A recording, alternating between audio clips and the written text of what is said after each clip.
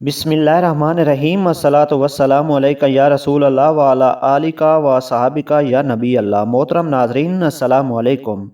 एक खातून गुजरी हैं जिनको हातिम ताई की बीवी कहा जाता था। नेक और दीनदार मालदार खामद की बीवी थी। उनका घर जिस बस्ती में था उनके करीब से एक आम सड़क गुजर रही थी। देहातों के लोग जब अपनी बस्तियों से चलकर इस सड़क तक आते और बसों के जरिए फिर शहरों में जाते, कई मरतबा ऐसा भी होता कि वो जब पहुंचते तो बस का आखिरी वक्त ख़त्म हो चुका होता, रात गहरी हो चुकी होती। अब इन मुसाफिरों को बस न मिलने की वजह से इंतज़ार में बैठना पड़ता और बैठने के लिए कोई ख़ास जगह भी बनी हुई नहीं थी। उस नेक औरत ने, जिसका शोहर खुशहाल था, अपने खामिद को ये तजवीज़ पेश की, क्यों ना हम मुसाफिरों के लिए एक छोटा सा मुसाफिर खाना बना दें, ताकि वक्त बे वक्त लोग आकर आएँ और उनको सवारी न मिली तो वो एक कोना में बैठकर वक्त गुजार लें। खाविंद ने मुसाफिर खाना बनवा दिया। लोगों के लिए बड़ी आसानी हो गई। जब भी लोग आते तो उस कमरे में बैठकर थोड़ी देर इंतज़ार कर लेते। फिर उस नेक औरत को ख्याल आया, क्यों न इन मुसाफिरों के लिए चाय पानी का थोड़ा सा निज़ाम ही हो जाए। चुनाचे उसको जो जेब खर्च मिलता उसने उसमें से मुसाफिरों के लिए चाय पानी का इंतज़ाम कर दिया। अब मुसाफिर और खुश हो गए और उस औरत को और ज़्यादा दुआएं देने लगे। वक्त के साथ साथ लोगों में ये बात बहुत पसंद की जाने लगी कि अल्लाह की नेक बंदी ने लोगों की तकलीफ़ को दूर कर दिया। हत्ता कि उसको और चाहत हुई। उसने अपने खामिद से कहा कि अल्लाह ताला ने हमें बहुत कुछ दिया हुआ है, हम अगर खाने के वक्त में इन मुसाफिरों को खाना भी खिला दिया करें तो उनमें से कौन सी बड़ी बात है। अल्लाह के दिए हुए में से हम खर्च करेंगे। चुनाचे खामिद मान गया। नेक बीवियाँ अपने खामिद से नेकी के काम करवाया करती हैं। ये नहीं होता कि कोई तो ताज महल बनवाए और कोई गुलशन आरा का बाग बनवाए।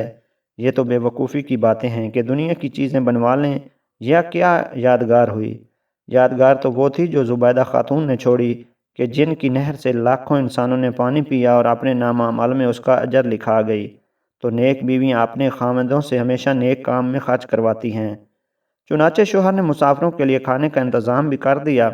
लिहाजा जब मुसाफिरों को खाना भी मिलने लगा तो बहुत से मुसाफिर रात में ठहर जाते और अगले रोज़ बस पकड़कर अपनी मंजिल की तरफ रवाना हो जाते।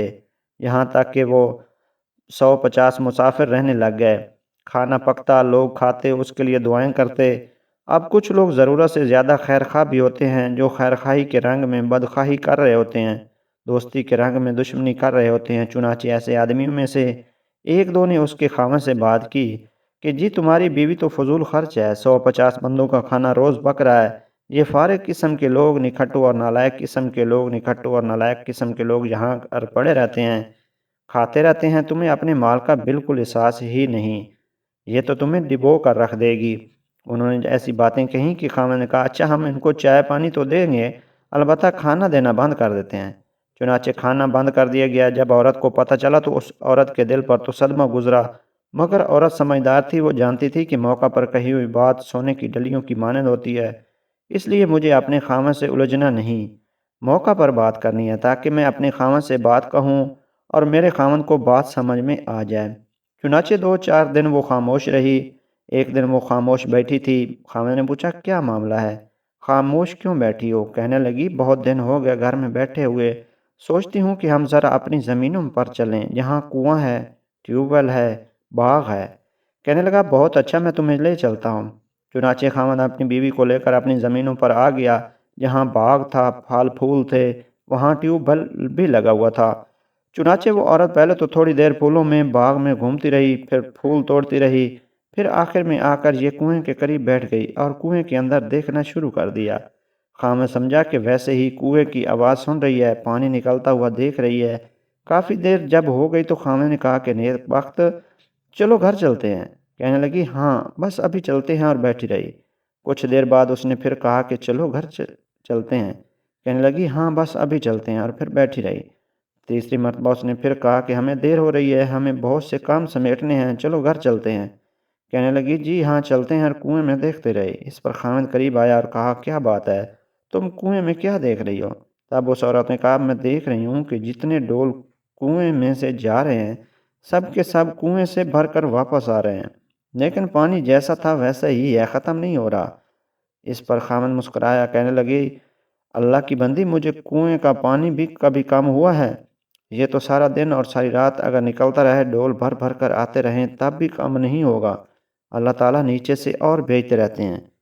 جب اس مرد نے یہ بات کہی تو تب اس خاتون نے جواب دیا، کہنے لگی، اچھا یہ اسی طرح ڈول بھر بھر کر آتے رہتے ہیں اور پانی ویسا ہی رہتا ہے، نیچے اور آتا رہتا ہے؟ خامد نے کہا، نہیں نہیں پتا، تمہیں نہیں پتا؟ بیوی نے کہا، میرے دل میں ایک بات آ رہی ہے کہ اللہ نے نیکیوں کا ایک کنواں ہمارے یہاں بھی جاری کیا تھا، مسافر خانہ کی شکل میں۔ لوگ آتے تھے، ڈول بھر بھر کر لے جاتے تھے، تو کیا آپ کو خطرہ ہو گیا تھا کہ اس کا پانی ختم ہو جائے گا، اللہ تعالیٰ اور نہیں بھیجے گا؟ اب جب اس نے موقع پہ بات کہی تو خامد کے دل پر جا لگی، کہنے لگا، واقعی تم نے مجھے قائل کر لیا۔ چنانچہ شوہر واپس آیا اور اس نے دوبارہ مسافر خانہ میں کھانا شروع کروا دیا، اور جب تک یہ میاں بیوی زندہ رہے، مسافر خانہ کے مسافروں کو کھانا کھلاتے رہے۔ تو یہاں سے یہ معلوم ہوا کہ نیک بیویاں فوراً ترکی باترکی جواب نہیں دیا کرتی، بلکہ بات کرتی ہیں، موقع پر بات کرتی ہیں۔ اور کئی مرتبہ یہ دیکھا گیا کہ اگر مرد غصہ میں کوئی بات کر بھی جائے تو دوسرے موقع پر آپ نے کوئی بات کہی، اس پر مرد نے کہا، میں ہرگز نہیں کروں گا، آپ خاموش ہو جائیے۔ دوسرے موقع پر وہ خوشی سے بات مان لے گا۔ یہ ہرگز نہ کریں غلطی کہ ہر بات کا جواب دینا اپنے اوپر لازم کر لیں۔ اس غلطی کی وجہ سے بات کبھی چھوٹی ہوتی ہے مگر بات کا بتنگڑ بن جاتا ہے اور تفرقہ پیدا ہو جاتا ہے، میاں بیوی کے اندر جدائیاں واقع ہو جاتی ہیں۔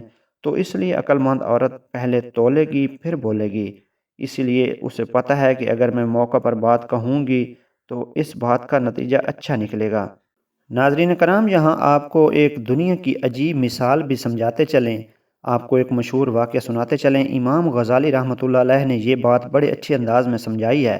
وہ فرماتے ہیں کہ ایک آدمی جا رہا تھا، ایک شیر اس کے پیچھے بھاگا، اس کے قریب کوئی بھی درخت نہیں تھا، وہ جس پر چڑھ جاتا۔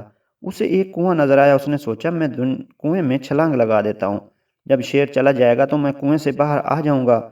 جب اس نے نیچے چھلانگ لگانے کے لیے دیکھا تو کنویں میں پانی کے اوپر ایک کالا ناگ تیرتا ہوا نظر آیا۔ اب پیچھے شیر تھا اور نیچے کنویں میں کالا ناگ تھا۔ وہ اور زیادہ پریشان ہو کر سوچنے لگا، اب میں کیا کروں؟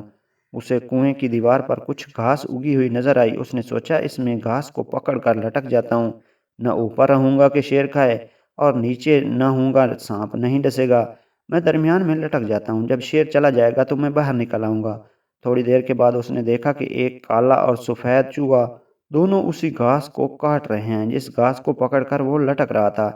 اب اسے اور زیادہ پریشانی ہوئی۔ اس پریشانی کے عالم میں جب اس نے ادھر ادھر دیکھا تو اسے قریب ہی شہد کی مکھیوں کا ایک چھتا نظر آیا۔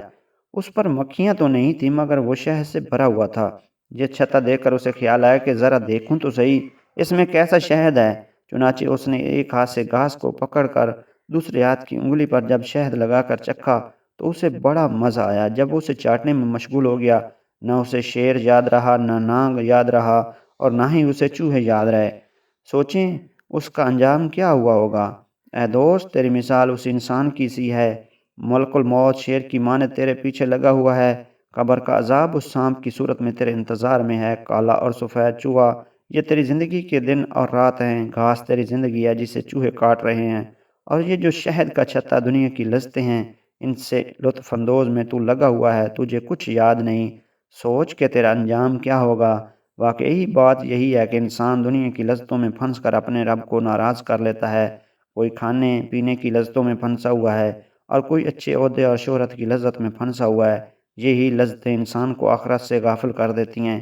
اس لیے جہاں ترک دنیا کا لفظ آئے گا اس سے مراد ترک لذت ہوگا۔